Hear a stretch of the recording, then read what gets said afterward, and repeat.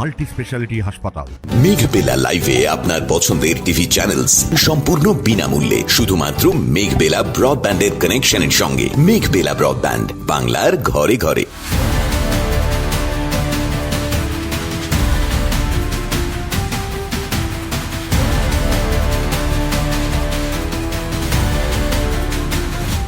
রাজ্যে এসআইআরের কাজ শুরু হতেই জনশূন্যতার অভিযোগ উঠল মধ্যমগ্রাম পৌরসভার ৩ নম্বর ওয়ার্ডের মাঠপাড়া এলাকায়।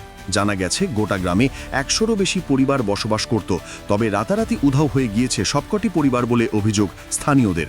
তাদের বক্তব্য, আমি এখানকার বাসিন্দা, আমি এখানে থাকি, বাট ওনাদের আমি দেখেছি অ্যাবাভ 2 ইয়ার্স ধরে এখানে রয়েছে ওনারা, বাট কী প্রসঙ্গে কী জন্য থাকতো সেটাও আমি জানি না। আর ওদের দেখেছি হচ্ছে যেখানে এই ভাঙড়ি যে কাজগুলো হয়, আমি দেখেছি ওনারা ভাঙড়ি কাজই করতো। আর জবের থেকে এসআইআর যে ফর্মটা ডিক্লিয়ার করেছে বা চালু করেছে, তবের থেকে হচ্ছে ওনাদের আমি দেখেছি যে একে একে চলে যেতে দেখেছি। এসআইআর চালু হতে পালিয়েছে, তারপরেও কিছু কিছু ক্ষেত্রে অন্য বস্তিতে ট্রান্সফার হয়েছে।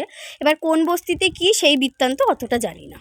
কোথায় গেল রাতারাতি এখন আমি বলতে পারবো না কোথায় গেছে। এখানে কি চলে গেছে? হ্যাঁ চলে গেছে।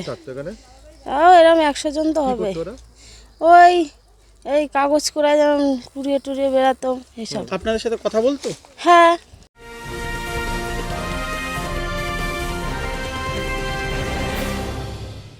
উত্তর 24 পরগনা ও তার আশপাশের এলাকার মানুষের সেবায় ক্যাথ ল্যাবের মতো অত্যাধুনিক সুবিধা নিয়ে পরিষেবায় ব্রতী সারদা মাল্টি স্পেশালিটি হাসপাতাল।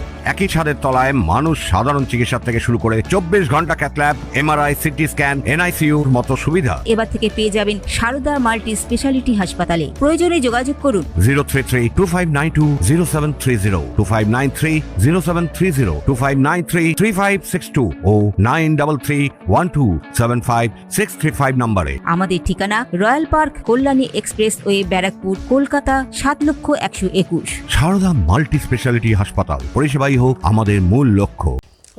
কথা বল। কোথা থেকে এসছে, কি বৃত্তান্ত কিছু না, বলেছে? এগুলো আমাদের কিছু বলেনি। তারপর কি রাতারাতি সব চলে গেল? হ্যাঁ। এদের কি সব ভোটার কার্ড ছিল?